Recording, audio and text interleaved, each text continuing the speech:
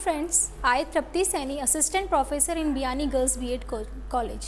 Welcome to all on behalf of Guru KPO. Today I am going to deliver a lecture on topic is teaching. शिक्षण एक सामाजिक प्रक्रिया है जिस पर किसी भी देश की राजनीतिक व्यवस्था, सामाजिक मूल्य, दर्शन और संस्कृति का प्रभाव पड़ता है।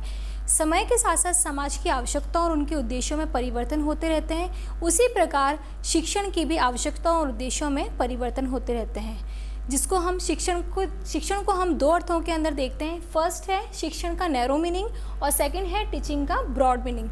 नैरो मीनिंग मतलब संकुचित अर्थ। संकुचित अर्थ में शिक्षण का अर्थ होता है केवल ज्ञान प्रदान करना या फिर शिक्षा प्रदान करना। नैरो मीनिंग के अंदर हम शिक्षण को केवल फॉर्मल एजुकेशन में देखते हैं, जिसके अंदर किसी भी एक निश्चित वातावरण के अंदर निश्चित विधियों के द्वारा शिक्षण कार्य करवाया जाता है। शिक्षण के संकुचित अर्थ में हम छात्र को केवल ज्ञान प्रदान करवाते हैं। एडम्स के अकॉर्डिंग उन्होंने बताया कि teaching is a dipolar process. शिक्षण एक द्विध्रुवीय प्रक्रिया है जिसके अंदर एक ध्रुव होता है आपका टीचर और सेकंड पोलर है हमारा स्टूडेंट, जिसके अंदर टीचर जो होता है वो केवल नॉलेज का सोर्स होता है, छात्रों को केवल नॉलेज देता है, और स्टूडेंट एक अच्छे लिसनर होते हैं जो कि उनको सुनते रहते हैं। एडम्स रायबर्न के according teaching is a tripolar process, जिसके अंदर शिक्षण एक त्रिध्रुवीय प्रक्रिया है।